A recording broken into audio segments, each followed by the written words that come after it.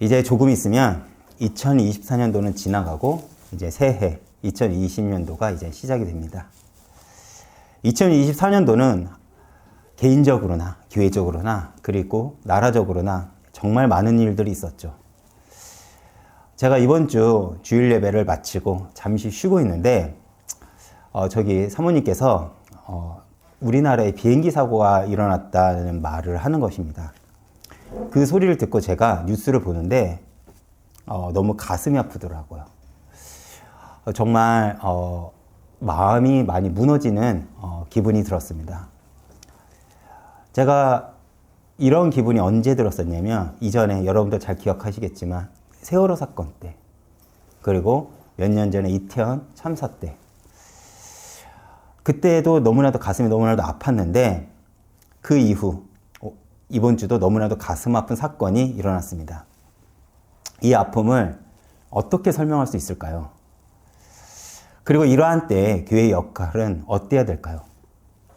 사실 제가 목사로서 정말 죄송한 것이 이 땅에서 교회는요, 세상에 빛과 소금이 되어야 하는데 그래서 이러한 때에 교회가 참된 복음을 가지고 세상에 위로를 전할 수 있어야 되는데 그러지 못한 교회의 현실을 보면서 너무나도 안타까웠습니다. 사실 제가 교회를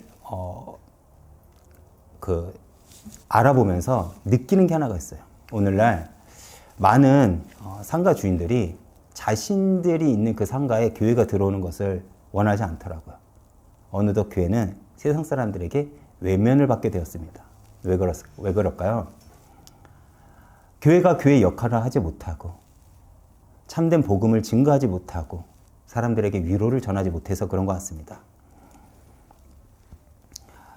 그러면 이러한 때 우리 교회는 어떤 교회가 되어야 할까? 우리는 무엇을 전해야 될까라는 고민을 많이 하게 되었습니다. 그런데 사실 제가 이번 주 송구영신 예배를 준비하면서 원래 제가 구상했던 말씀이 있었어요. 그런데 현재 우리나라 상황과 교회의 위치와 현실을 바라보면서 말씀의 방향이 바뀌게 되었습니다. 바로 지금 오늘날 교회의 역할은 마음이 지쳐 방황하며 힘들어하는 이들에게 하나님의 위로를 전할 수 있어야 될 것 같습니다. 여러분, 우리 모두는 각자 가지고 있는 그 아픔 속에서 살아가죠. 그리고 많은 이들이 위로와 안식을 얻고자 신앙생활을 하지만 사실 우리가 지금까지 경험한 신앙생활은 무엇입니까? 교회의 흐름과 시스템 속에서 정신없이 달려간 것입니다. 정신없이 달려갈 때는 몰랐는데 멈추고 나니 내 안에 있는 상처, 아픔, 문제는 여전히 그대로인 것이죠. 그때 우리는 좌절합니다. 이것이 누구에게도 아니고 사실 바로 저 개인의 이야기이기도 합니다. 그리고 이러한 현실 앞에 설 때 지금까지 우리의 삶은 사실 무거운 짐을 지고 살아가는 것이 우리의 실존적인 모습이겠죠. 그래서 오늘 송구 영신 예배 주제는 우리 개인과 주변 그리고 아픔 속에서 하나님의 위로가 있기를 바라는 마음을 가지고 제가 말씀을 준비했습니다. 오늘 본문은 아마도 예수를 믿는 모든 성도님들이 가장 성경을 볼 때 위로를 받는 말씀이 아닐까 생각을 해봅니다. 그래서 다가오는 새해에는 우리는 하나님의 깊은 위로를 경험하며 더 나아가 하나님의 위로를 전하는 교회와 이웃교회 성도님이 되시길 축원드리겠습니다. 사실 우리가 안식이라고 하면요, 착각하는 것이 있죠. 우리가 쉼이라고 하면 즐기고 쉬고 퍼지는 것, 마음껏 잠자고 게으르게 사는 것이 우리는 쉼이라고 생각을 합니다. 물론 육신적인 그리고 정신적인 쉼에는 그러한 것들이 분명히 필요하죠. 그런데 그런 것들은 우리에게 근본적인 쉼을 주지 못합니다. 성경에서 말하는 쉼이 아니라는 것이죠. 성경에서 쉼은 언제 처음 나왔을까요? 창세기 2장 1절에서 3절 제가 한번 읽어보겠습니다. 천지와 만물이 다 이루어지니라. 하나님이 그가 하시던 일을 일곱째 날에 마치시니 그가 했던 모든 일을 그치고 일곱째 날에 안식하시니라. 하나님이 그 일곱째 날을 복되게 하사 거룩하게 하셨으니 이는 하나님의 그 창조하시며 만드시던 모든 일을 마치시고 그날에 안식하셨음이라. 아멘. 쉽게 이거죠. 하나님이 6일 동안 세상과 인간을 창조하시고 일곱째가 되는 날에 안식, 다시 말해 쉼을 하셨다고 합니다. 근데 여러분 한번 생각해 보십시오. 창조주 하나님입니다. 하나님이 어떤 안식을 하셨고 어떻게 쉬셨을까요? 사실 피곤과 쉼은요, 엄밀히 말하면 우리 피조물에게 해당하는 단어겠죠. 창조주이신 하나님에게는 해당되는 단어가 아닙니다. 그럼에도 성경은 분명히 하나님이 안식을 하셨다고 기록을 하고 있죠. 그렇다면 이 안식은 도대체 무엇을 가리키는 것일까요? 하나님이 안식을 하셨다는 것은 바로 당신이 창조한 세계를 바라보시고 기뻐하셨다는 것을 의미하는 것입니다. 그리고 그 안식한 날을 복되고 거룩한 날임을 선포하시는 것이죠. 거룩하다. 이 말은 그것이 세상의 욕망을 추구하는 것에서 돌이켜서 하나님의 뜻을 쫓는, 그리고 내가 그분의 소유물이 되었다는 것을 의미하며, 그 거룩에 우리는 동참할 때 우리는 비로소 하나님이 주시는 참된 안식을 소유할 수 있음을 우리는 알 수 있습니다. 사실 이것이 굉장히 어려워요. 왜냐하면 거룩이란 단어는 결국 영적인 비밀이기 때문에 그렇습니다. 많은 이들이 행복해지기 위해 열심히 살아가죠. 그런데 참된 행복은 결국 마음의 안식에서 찾아옵니다. 그렇죠? 우리는 종종 많은 것들을 가진 분들이 마음이 힘들어하는 모습을 많이 봅니다. 가진 이들이요. 저렇게 유명하고 저렇게 많은 재물을 가졌고 저렇게 명예가 있고 저렇게 위치가 있는데 힘들어하는 이유는 도대체 무엇일까요? 바로 마음의 안식이 없어서입니다. 어쩌면 우리도 마찬가지죠. 우리가 왜 물질에 집착하고 성공에 집착할까요? 그것이 우리에게 안식을 가져다 줄 거라는 믿음이 우리 스스로에게 있기 때문에 그렇습니다. 그런데 성경은 단호하게 그것이 아니라고 우리에게 말하고 있죠. 참된 안식은 우리가 하나님의 소유가 되었을 때 비로소 얻을 수 있다고 우리에게 말해줍니다. 오늘 예수님은 그러한 복음의 가치 속에서 제자들에게 참된 안식이 무엇인지를 얘기하고 있습니다. 제가 오늘 본문 배경을 짧게 살펴보면 예수님은 제자들에게 무정한 이 세대를 책망하십니다. 먼저요. 제가 오늘 본문 앞부분인 마태복음 11장 16절에서 17절을 먼저 읽어보겠습니다. 이 세대를 무엇으로 비유할까? 비유하건대 아이들이 장터에 앉아 제 동물을 불러 이르되 너희를 향하여 피리를 불어도 너희가 춤을 추지 않고 우리가 슬피 울어도 너희가 가슴을 치지 아니하였다 함과 같도다. 지금 예수님이 계시던 그 당시의 현상을, 그 세대의 현상을 당시 아이들의 놀이 문화로 비유하며 말씀하시는 장면입니다. 어렵죠? 예수님이 어떤 이게 비유인가요? 즉 일반적인 아이들의 특징은 무엇일까요? 제가 이전에 제 아이 유치원에 참관하러 간 적이 있습니다. 제가 유치원에 참관하러 아이들이 그때 노는 것을 이제 몰래 숨어서 지켜본 적이 있거든요. 그때 아이들의 특징이 뭐냐면 한 아이가 이거 하자고 하면 한 무리가 가서 함께 그 놀이를 함께 합니다. 지금 우리 아이들도 그렇게 놀고 있죠. 그리고 다른 한 무리는 또 다른 놀이를 같이 합니다. 그리고 어떤 아이가 목 놓아 울면요, 몇몇 아이들은 그 아이를 찾아가서 위로를 하죠. 그런데 예수님이 비유 속의 아이들은요, 처음에는 결혼식 놀이라며 피리를 불면서 친구들에게 춤을 추라고 했지만 친구들 같이 놀지 않습니다. 그래서 이번에는 놀이를 바꿔서 장례식 놀이를 하며 애곡하는데, 이번에도 그들은 이 애곡에 맞춰 가슴을 치지 않고 가만히 보고 있다고만 합니다. 그 비유예요. 그러면 이것은 무엇을 의미하는 것일까요? 예수님이 공생애를 본격적으로 시작하기 전 먼저 세례 요한을 통해서 복음이 선포가 되었습니다. 그리고 그 선포된 복음의 주인공이신 예수님이 이 땅에 오셨죠. 그렇다면 그 복음에 대한 당연한 반응은 무엇입니까? 왜냐하면 구약부터 세례요한까지 유대인들은요, 메시아를 기다렸어요. 근데 그 메시아가 오셨어요. 그러면 메시아를 만난 그 이스라엘 백성들의 반응은 무엇이어야 됩니까? 기뻐야 되죠. 구원의 길이 선포되었음에 대한 기쁨과 여전히 죄로 인해 사망의 길로 가고 있는 세대에 대한 슬픔을 가지고 있어야 됩니다. 그런데 당시 유대인들은 어땠냐면 지금 세례 요한은 죽음을 기다리고 있고 여전히 예수님을 랍비로 여기고 있다는 것입니다. 즉, 이 무정한 세대를 책망하신 거예요. 예수님을 그리스도로 바라보는 것이 아니라 단지 선생님 정도로 바라보고 있는 것입니다. 그 세대를 예수님이 책망하시는 거예요. 그리고 이런 현상은 말세로 이어진다는 것이죠. 현재 시대를요, 말세적 말세라고 합니다. 오늘날 교회들이 왜 무너지고 있을까요? 당시 유대인들과 같은 입장을 취하고 있기 때문에 그렇습니다. 오늘날 누가 죄로 인해 아파하고 구원으로 인해 누가 기뻐하고 있나요? 세상은 그렇다 칩시다. 그런데 교회는 어떻습니까? 교회는 어느덧 복음의 가치를 선포하고 그렇게 살아가기보다는 점점점 세상을 더 닮아가고 있습니다. 오늘날 교회 현실을 보면 더 그런 것 같습니다. 복음에 대한 가치보다 이념에 대한 가치가 더 높아지고 오히려 교회가 갈등을 더 조성하는 것 같습니다. 약자에 대한 배려는 없고요. 사랑도 없습니다. 위로도 없죠.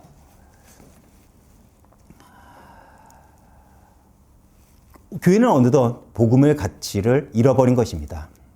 오늘날 우리가 왜 교회에 상처를 받고 또 우리는 상처를 또 줄까요? 나도 그리고 교회도 여전히 나만 생각하기 때문에 그렇습니다.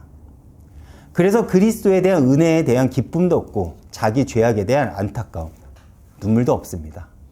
오늘날 누가 자기 죄에 대해서 가슴을 찢고 가슴을 치며 회개하는 이들이 있나요? 그렇죠, 없죠.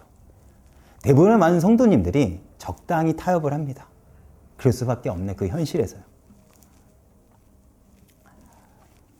이러한 현상을 주님은 지금 책망하고 계신 것입니다. 여러분, 우리는 응답을 받고 기적과 이적을 체험하면 주님께 감사하고 믿음이 커질 거라고 생각을 하죠. 그런데 주님의 책망은 거기서 멈추는 것이 아니라 이어 20절에서 24절까지 이어집니다. 제가 20절만 빠르게 읽어보겠습니다.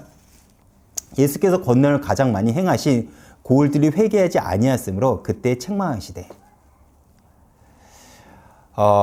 이 고을들이 어디냐면 고라신, 벳세다, 가버나움입니다. 예수님이 이 세 도시를 언급하시면서 책망하시죠. 이 세 도시의 공통된 특징은 뭐냐면 예수님의 공생의 기간 동안 권능을 가장 많이 행한 성읍들이라는 것입니다. 이 도시의 사람들은요, 예수님의 말씀과 권능과 이적에는 경이로움과 환호를 하고 예수님을 받아들였습니다. 그러나 그들의 특징은 무엇인지 아십니까? 회개하지 않았다는 것이죠. 즉, 이들은 그 어떤 이들보다 은혜를 많이 경험했음에도 말씀을 받아들이지 않았으며 예수님이 행하신 하나님의 권능에 사람들이 전혀 복종하지 않았다는 것입니다. 단순히 그들은 보이는 기적에만 집착을 했다는 것이죠. 그렇게 예수님은 그 세 고을들을 가리켜 아수르, 바벨론, 페르시아에게 멸망을 당한 두로와 시돈, 그리고 우리가 너무나도 잘 알고 있는 소돔으로 비유하심으로써 이렇게 말씀하시는 거예요. 너희는 그 도시들보다 더 큰 심판이 있을 거라고 무섭게 책망을 하시는 거예요. 그리고 이러한 예수님의 책망은 우리들을 뒤돌아보게 합니다. 왜 그렇습니까? 이들이 왜 더 큰 심판을 받는지 아십니까? 은혜를 경험했잖아요. 세상은 하나님의 은혜를 모른다고 칩시다. 하나님의 기적을 맛보지 못했다고 봐요. 하나님을 알지 못했다고 칩시다. 근데 이스라엘은 다르잖아요. 이스라엘은 제사장의 나라로 부름을 받았고, 그리고 예수님이 살아계실 때 수많은 이적과 능력을 경험했습니다. 거기에서 멈춘 것이 아니라 예수님은 가시는 곳마다 하나님 나라의 복음을 선포를 하셨죠. 들었으면 회개하고 반응을 해야 되는데 그렇지 못했다는 것입니다. 그들은 말로는 하나님을 믿는다고는 하지만 그들의 삶은 여전히 세상과 똑같은 나중심적인 삶을 살아갔다는 것이죠. 그리고 이러한 모습은 오늘날 우리들도 동일하게 적용된다는 것입니다. 사실 우리는 살아가면서 하나님의 은혜를 굉장히 많이 경험했습니다. 우리에게 구원의 길을 여셨고 때마다 우리에게 은혜를 경험케 하셨습니다. 그런데 현재 우리의 태도는 무엇입니까? 마치 예수님이 책망한 도시들과 같다는 것이죠. 예수님을 믿고 경험한 은혜, 응답, 이적에는 감탄을 하지만 결정적일 때 내 중심으로 돌아선다는 것이죠. 왜 이들이 회개를 하지 않았을까요? 그들이 예수님에게 원한 것은 기적과 이적이지 복음이 아니었기 때문에 그렇습니다. 그렇다면 우리들은 어떻습니까? 우리들 역시 예수님에게 원하는 것은 아마 예수님 당시에 그들과 크게 별다른 차이가 없을 거라 생각합니다. 우리 역시도 예수를 믿고 잘 먹고 잘 살기를 바라지 않습니까? 그렇죠. 그것이 우리는 응답이라고 생각합니다. 예수를 믿었는데 더 아픔 가운데 있거나 더 환난 가운데 있으면 우리는 그것이 응답을 받았다 생각을 하지 않습니다.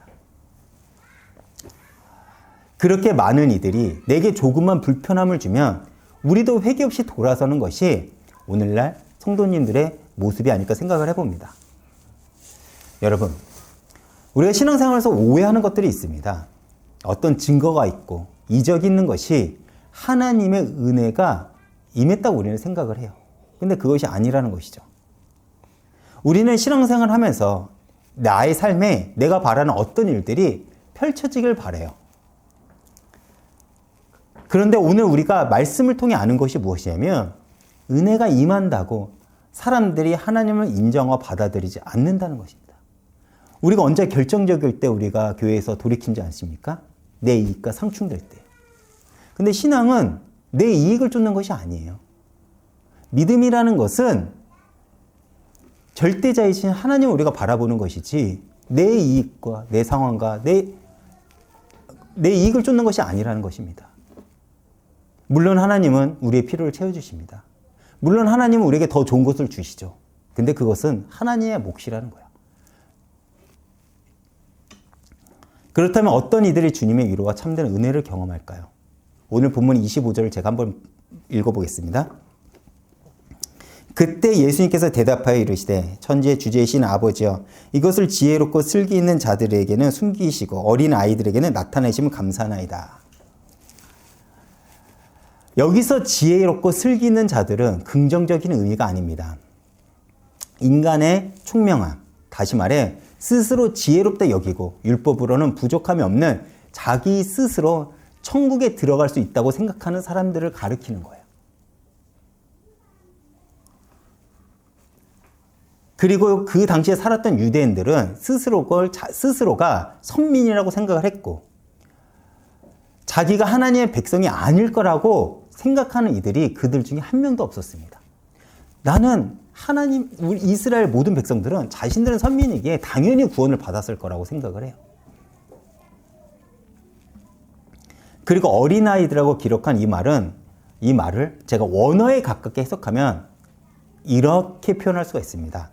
어리석은 자들에게는 이 말이 좀 더 정확한 의미일 것입니다. 당시 유대인들은 이미 구원과 자신들은 영원한 생명을 보장받았다고 스스로를 생각했던 이들이었습니다.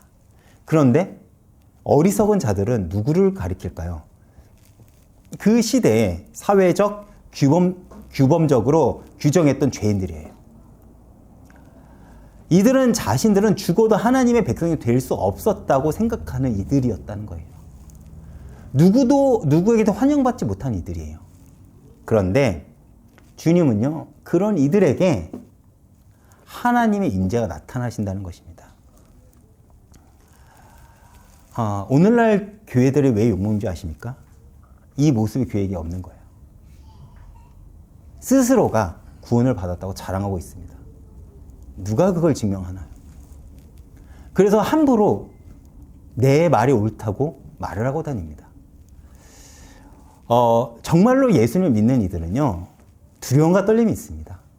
하나님 앞에 서는 것에 대한 두려움과 떨림이 있죠. 내가 하나님 앞에 갔을 때 여러분들은 하나님이 여러분들한테 너 뭐 하다 왔어? 라고 할 때 여러분들은 뭐 하다가 왔냐고 말할 수 있겠습니까? 그것을 말할 수 있는 내용을 만드는 것이 신앙생활이라는 거예요. 그런데 오늘날 기독교인들은 갈등을 부추기고 있는 자들을 추종하며 자신들의 이익만을 사수하기 급급합니다. 약하고 낮은 자들을 외면하죠. 오늘날 교회가 세상에 외면받는 이유입니다. 제가 고린도전서 1장 18절 한번 보겠습니다. 십자가의 도가 멸망하는 자들에게는 미련한 것이요 구원을 받는 우리에게는 하나님의 능력이라. 스스로 지혜롭다 여기는 이들의 어리석음은 무엇입니까? 바로 내가 받은 은혜를 당연하게 여긴다는 것입니다. 제가 흔히 달란트 비유를 할 때 이렇게 표현합니다. 우리는 달란트를 기능으로만 생각을 해요. 어떤 재능이요. 아니에요. 그거를 훨씬 넘어서는 범주입니다. 내가 좋은 배경에서 태어났습니다. 그것도 달란트입니다. 내가 좋은 부모를 만났어요. 그것도 달란트고, 내가 좋은 성격을 가진 것도 달란트고, 내가 좋은 외모를 가진 것도 달란트입니다. 다시 말해 내가 가진 모든 것은 하나님의 은혜이지 그것이 내가 잘나서 얻은 것이 아니라는 것입니다. 근데 미련한 자는 그것이 내 것이라고 생각한다는 것이죠. 어떤 이들이 십자가의 도에 반응할까요? 그렇다면요. 인생의 한계를 만나면서 인생의 그 막막한 그 현실 가운데 주님 앞에 엎드린 이들입니다. 그렇게 예수님은 은혜를 경험했음에도 여전히 회개가 없는 도시와 세대들을 책망하시면서 뒤이어 본문에 하늘로부터 온 아버지께서 주신 지혜에 의해서 하나님 나라의 복음을 듣고 하나님 나라의 그 복음을 봄으로써 자신들을 통해 아버지를 알게 된 이 복 있는 제자들에게 어떤 일들이 일어나는 것인지를 지금 말씀하고 계시는 겁니다. 그것은 수고하고 무거운 짐을 짊어지고 있던 그들을 주님께서 쉬게 해주겠다는 거예요. 그리고 이 쉼은 어떤 쉼을 이야기하는 걸까요? 그 힌트를 우리는 멍에에서 알 수 있습니다. 멍에는 밭을 갈기 위해 두 소가 함께 지는 농기구예요. 그렇다면 이전까지 우리가 지고 있던 멍에는 어떤 멍에입니까? 죄로 인해 무너진 운명, 사단의 지배 아래 있던 그 인생이었습니다. 죄와 사망의 멍에를 지고 고단한 인생을 살아온 것이 우리의 인생이고 우리의 운명이었다는 거예요. 그렇게 아둥바둥 살아도 우리에게 쉼은요, 신기루와 같은 단어가 될 뿐입니다. 그렇기에 수고하고 무거운 짐이 우리 어깨에 짊어져 우리는 늘 고단한 삶을 살아가고 있었다는 것입니다. 그런데 예수님께서 말씀하신 쉼은 무엇일까요? 예수님은 자신을 따르는 믿음을 근거로 죄와 사망에서 구원을 받고 더 나아가 그분 안에 있는 하나님의 영원한 생명을 얻는데 따른 참된 쉼, 참된 평안, 참된 안식을 지금 주시겠다고 우리에게 말씀하고 계시는 것입니다. 그런데 그 쉼을 얻기 위해서는 주님은 우리에게 두 가지 책임을 요구하고 계십니다. 그것이 무엇일까요? 먼저는 주님과 함께 그 멍에를 지는 것입니다. 지금까지 우리는 세상의 멍에, 종교의 멍에로 인해 무거운 인생을 살아왔죠. 즉, 우리의 인생은 언제나 무거운 짐이 되는 멍에로 항상 씌워져 있다는 것입니다. 그렇기에 예수님이 요구한 멍에는 너무나도 우리 입장에서는요, 너무나도 과도한 것 같아요. 내가 지금 짊어지고 있는 그 멍에도 너무나도 무거운데 또 예수님께서 내가 주는 이 멍에도 함께 지라고 하니까 우리는 너무나도 버거운 것 같습니다. 그런데 주님이 우리에게 주시고자 하는 그 멍에는 수고하고 무거운 짐이 아니라는 거예요. 예수님께서 이제 자신을 따르고 있는 그 제자들에게 더 나아가 당신을 그리스도로 고백하고 있는 모든 이들의 어깨에 씌워져 있는 수고하고 무거운 짐으로 있던 멍에는 주님께서는 벗겨내십니다.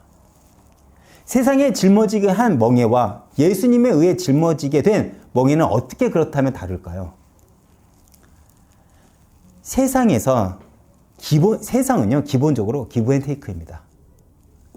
당시 유대인들에게도 율법의 요구가 그랬고, 종교의 모습이 그랬고, 지금 세상의 모습도 그럽니다. 내가 준 만큼 받는 것. 그런데 예수님이 우리에게 요구하신 멍에는 무엇일까요?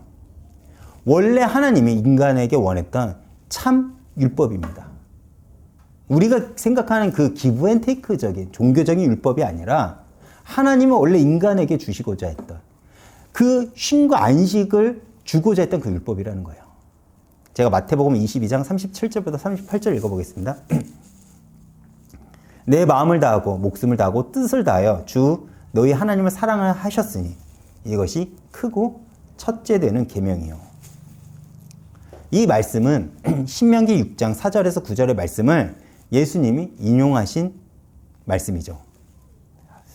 원래 율법의 원리는요, 주님이신 하나님을 사랑하라. 왜요? 하나님의 명령을 따르기 위함입니다. 근데 어느덧 율법은 행위의 유무로 변해버렸고 바리새인, 유대인들의 지도자 외에는 따를 수 없는 그 제도가 되어 그들에게는 무거운 짐이 되어버린 거예요. 오늘날 우리들도 마찬가지죠. 우리는 행복을 위해 살아가고자 하는데 그 방법이 우리는 예수께서 찾는 것이 아닌 세상의 요구에 따라 살지만 우리가 취하고 우리가 원하는 행복은요, 신기루와 같습니다.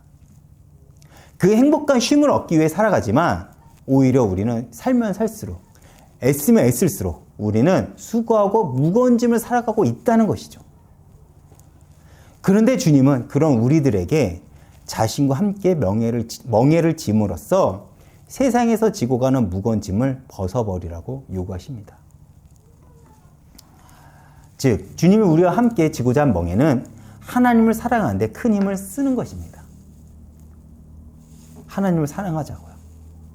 마음을 다해, 뜻을 다해, 그리고 힘을 다해요. 근데 우리는 이게 어려워요. 왜 어려울까요? 내가 쥐고 있는 것을 놓으면 죽을 것 같거든요. 망할 것 같고 실패할 것 같거든요. 그래서 우리는 내가 쥐고 있는 그 멍에를 쉽게 내려놓지 못합니다. 그렇다면 그 멍에의 내용은 무엇일까요? 주님께서 주고자 하는 그 멍에의 내용이요. 예수님이 이 땅에 오신 사명은 무엇일까요? 우리를 위해 십자가의 길을 가는 것이었습니다. 이 멍에를 메고 순종으로 갈보리 언덕으로 가고 있는 것이죠. 그리고 주님은 그 길을 나와 함께 가자고 우리에게 요청하고 계십니다. 우리는 그 길을 주님처럼 사실 가지는 못합니다. 그러면서 주님은 왜 우리에게 십자가의 길을 함께 가자고 요청을 할까요? 주님이 우리의 죄를 대속하기 위해 십자가에 우리의 옛사람을 죽게 하기 위해서입니다. 그런즉 누구든지 그리스도 예수 안에 있으면 새로운 피조물이라. 옛것은 지나갔으니 보라 새 것이 되었도다. 새 것을 주기 위해서라는 거예요. 새 생명. 하나님 주시고 있는 새로운 창조의 기쁨을 우리에게 주고자 하는 것입니다. 이제부터 죄의 멍에를 벗게 하기 위함이죠. 그래서 주님은 담담하게 우리에게 십자가의 길, 자신과 함께 그 멍에를 지자고 하십니다. 사실 십자가의 길은 우리가 가기가 굉장히 두려워요. 왜 그러냐면 내 것을 여전히 놓기 두렵기 때문에 그렇습니다. 그래서 주님은 나에게 배우라고, 자신에게 배우라고 말하는 것입니다. 어떻게 하나님 뜻에 순종하고 어떻게 말씀을 따라가는지, 그리고 이때 비로소 우리는 쉼을 얻을 것이라고 예수님은 제자들에게, 그리고 지금 우리들에게 말씀하고 계신다는 것이죠. 이것을 주님이 자신 있게 말할 수 있는 이유는 무엇입니까? 주님은 당신이 주는 평안이 세상의 어떤 짐보다 크심을 아는 거예요. 여러분, 제가 흔히 믿음을 얘기할 때 이렇게 말합니다. 믿음은 예수를 알의 크기가 믿음의 크기라고요. 왜 그러냐면 세상보다 예수가 크면 우리는 세상에 두렵지 않아요. 그런데 우리가 왜 세상과 타협을 하고 세상에 굴복을 하는지 아십니까? 예수보다 세상이 커 보이기 때문에 그렇습니다. 근데 주님은 당당하게 이렇게 말씀하셔. 내가 세상을 이겼노라. 주님은 당당하게 우리에게 그걸 말씀하고 계십니다. 주님은 당신이 하지 않고 걷지 않은 길을 우리에게 요구하지 않으시죠. 십자가의 길도 마찬가지입니다.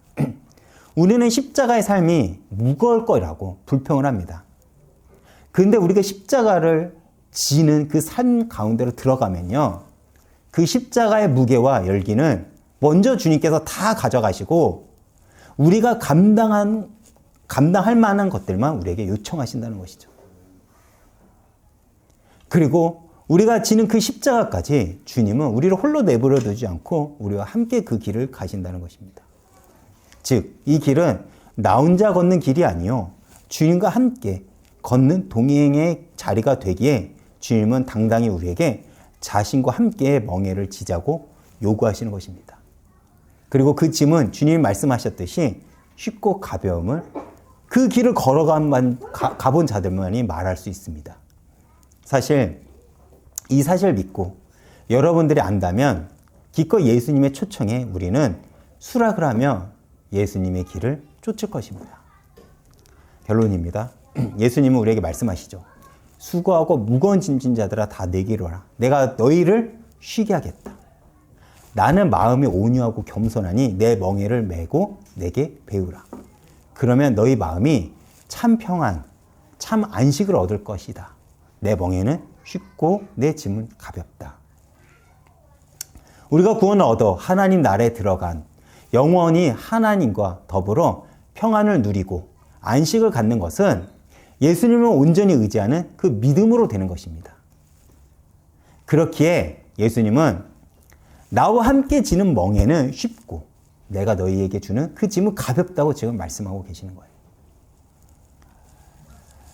이렇게 예수님은 자신을 따르는 그리고 먼저 제자들에게 주어진 참된 평안, 참된 안식은 그들의 미련한 방법인 그리스도를 증거하고 전파함으로써 우리들에게까지 전달되어 온 것입니다. 그리고 하나님은 우리들에게 안식으로 초청하고 계시죠. 이 약속에 따라서 이 약속에서 약속된 하나님의 안식을 예수님은 자신의 이름으로 자신을 따르는 믿음에 있는 자들 그리고 모든 자들에게 제공을 하신다는 겁니다. 우리는 그걸 증거를 해야 된다는 거예요. 그래서 하나님께서 약속하신 참 평안의 안식이 이제 예수 그리스도의 이름에 의해서 온 세상에 실현되어 온전히 성취되고 있습니다. 뭘로요? 자신을 부르신 자신의 평안을 겪는 그 사람들을 통해서요. 우리가 그 역할을 감당해야 된다는 거예요. 오늘날 이 땅은요, 쉼을 잃어버렸습니다. 안식을 잃어버렸죠. 너무나도 위로가 필요합니다. 누가 그 위로를 전해줘야 될까요? 주님에 의해 주님을 쫓아감으로써 그 위로를 경험하고 하나님의 쉼을 얻는 이들이 이 땅 가운데 그 쉼을 소개하지 않을까요? 우리는 하나님이 참된 안식을 누리는 쉼에 있게 하기 위해서 예수 그리스도 안에서 하나님의 부르심을 받은 이들입니다. 그리고 우리가 정말 예수를 그리스도라 믿고 고백한다면 오늘 우리는 이 예배를 통해 세상에 결코 주지 못하는 참된 위로와 안식을 우리는 경험할 수 있을 거예요. 더 나아가 우리가 경험한 이 안식과 위로를 이제 우리가 전할 수 있을 것입니다. 우리는 어떻게 이 안식과 쉼을 얻을 수 있을까요? 우리에게 주신 새로운 계명에 그 힌트가 있습니다. 그것이 율법과 모든 선지자들을 통해서 들은 계명을 회복하는 것이에요. 그것이 무엇일까요? 모든 구약에서 하나님 말씀에 오신 그 뜻인 너희는 마음을 다하고 뜻을 다하고 힘을 다하여 주 너희 하나님을 사랑하라 는 것입니다. 정말 사랑하면 그 상대에게 위로를 받더라고요. 여러분들 경험하지 않습니까? 결혼을 하고 가정을 이루면 왜 안정이 되냐라고 제가 생각을 해보니까 더 열심히 일하고 사실 어떻게 보면 더 쉼이 없는 것 같아요. 그런데 사랑하는 대상들이 있잖아요. 그래서 더 삶이 안정되는 것 같습니다. 내 사랑이 크면 클수록 우리는 그 상대에게 더 큰 위로와 더 큰 안식을 걷는 것 같습니다. 주님은 당신을 사랑하는 그 안에서 주님이 주시는 풍성한 그 안식을 경험하고 더 나아가 이 안식을 누리는 우리의 삶이 또 다른 누군가에게 전달되는 축복이 여러분들 삶 속에 있길 바랍니다. 저는 여러분들이 세상에 참된 위로를 증거했으면 좋겠어요. 저는 이음교회가 위로를 증거하는 교회가 되었으면 좋겠습니다. 그리고 올 한 해 여러분들의 그 성도님의 삶의 흔적들을 통해 다른 이들에게 예수 그리스도의 생명과 함께 위로를 전하는 축복이 있기를 축원드리겠습니다. 제가 이번 주 찬양은요, 뭘 할까 고민하다가 온 마음 다해라는 찬양을 준비했습니다. 이 찬양의 가사가 어떻게 보면 오늘의 말씀을 잘 설명해 준 것 같습니다. 우리 모두는 삶을 살아가다 보면 아픔과 눈물이 있죠. 그런데 우리가 어떻게 주님께 깊은 위로를 경험할 수 있을까요? 오늘 우리가 함께 들을 가사의 내용처럼 주님을 온 마음 다해 사랑을 하면 됩니다. 그분께 내 모든 사정을 이야기하고 그분께 온 마음 다해 의지하고 그분을 더 알아가면서 우리는 아마 세상에서 주지 못하는 위로를 경험하게 될 거예요. 그렇게 주님의 위로를 경험하는 자가 또 다른 이들에게 하나님의 위로를 전할 수 있을 것입니다. 오늘 이 찬양을 통해서 큰 은혜 받으시길 바라겠습니다.